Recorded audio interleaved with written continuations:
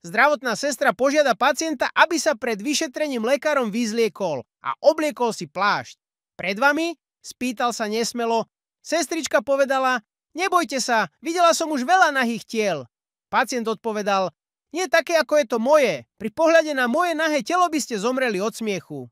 Samozrejme, že sa nebudem smiať, povedala sestra pacientovi. Som profesionálka. Za viac ako 20 rokov som sa nikdy nesmiala na pacientovi.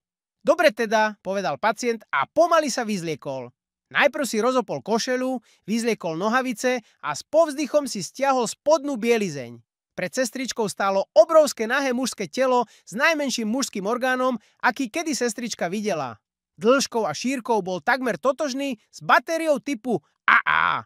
Sestrička sa nedokázala ovládať, snažila sa zastaviť chichotanie, ale vyšlo to len tak.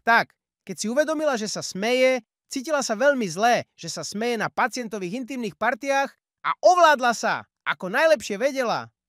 Je mi to veľmi ľúto, povedala sestrička. Neviem, čo ma to napadlo. Na svoju česť ako zdravotná sestra sľubujem, že sa to už nestane. Teraz mi povedzte, v čom je zrejme problém. Je to opuchnuté, odpovedal pacient. Sestrička vybehla z miestnosti.